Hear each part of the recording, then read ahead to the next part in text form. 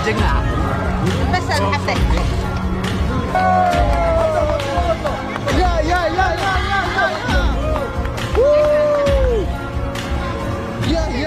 የብስክሌት ዜናዎችን በመዘገብ የሚታወቁት ሳይክሊንግ ኒውስ እና አፍሪካ ራይስ ሳይክሊንግ ስለሷ ዘግበዋል። ለዘርፉ ቅርብ በመሆናቸው የነሱ ብዙ አይደንቅም። ይልቅስ ስለ ብስክሌት ግድ የማይሰጠው ቲኤንቲ ሳይቀር ስለሷ ለመጻፍ ተገዷል። አሁን በብስክሌቱ ዓለም መነጋገሪያዋ ሴት ኢትዮጵያዊቷ ጸጌ ካሳይ ነች። በዩሲአይ የዓለም የብስክሌት ሻምፒዮና የሀገራችንንና በዓለም የአፍሪካን ምርጥ ውጤት ያስመዘገበችው ወጣት ወደ ብስክሌት እንዴት ተሳበች? ብስክሌት መጀመሪያ ገባሁት በአገራችን እኔ የምኖረው አድግድም ከተማ ያው ፕሮጀክት ነበርና ያ እዛ ዛይድ ሀፍቱ የምትባል ተወዳዳሪ ነበረች። በአፍሪካ ደረጃ ብዙ ወርቅ ያመጣች ልጅ ናት። ያው እሳሳይ ነው እኔ የጀመርኩት ማለት ነው። ጸጌ በዓለም ሻምፒዮናው ባስመዘገበችው ውጤት ደስተኛ ነች። የልቧንም አድርሳለች። አሪፍ ጨዋታ ተጫውቻለሁ ብዬ ተስፋ አደርጋለሁ። ለውጤቱ ያው ፈጣሪ ያውቃል።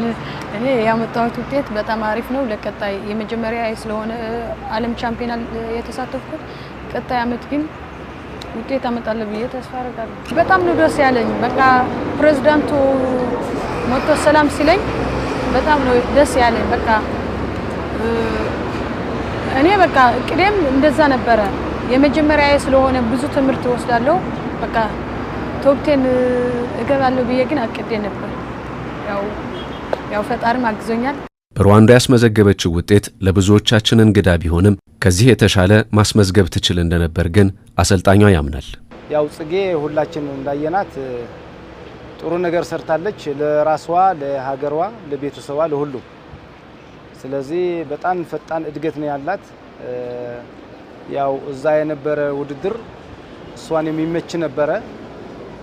ፊልዷ እሱ ተመሳሳይ ስለነበረ በዚህ ያህል ብቃቷ ታሳያለች የሚል ግን ያው ፍራቻ ስለነበረን ይህንን በጣም ትልቅ የዓለም መድረክ ስለሆነ እና በጣም ጥሩ ነገር ነው ያየነው።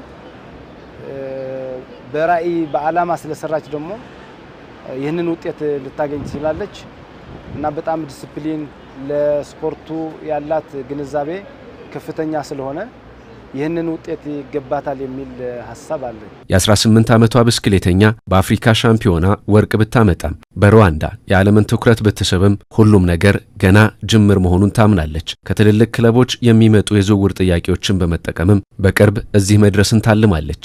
ትልቅ ቡድን እንደምገባ ተስፋ አደርጋለሁ። ያው ቱር ደ ፍራንስ እንዲሳተፍ ነው የኔ ዓላማ።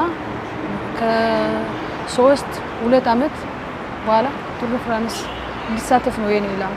የጸጌ ደረጃቸው ከፍ ወዳሉ የሌሎች ሀገራት ክለቦች መዛወርስ ለሀገራችን ብስክሌት ምን ይወልዳል?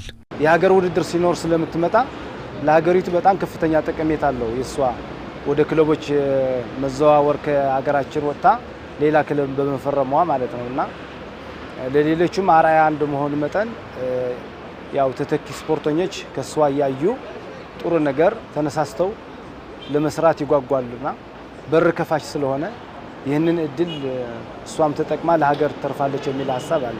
ብስክሌት የነፍስ ጥሬ ነው የምትለው ጽጌ ብስክሌተኛ መሆንን እንዲህ ትገልጸዋለች። ብስክሌተኛ መሆን በጣም ከባድ ነው። በቃ ፍቅር አለ፣ ብዙ ጉዳትም አለው። አደጋ ያጋጥማል፣ ድካም አለው። በቃ ብዙ ችግሮች አሉ።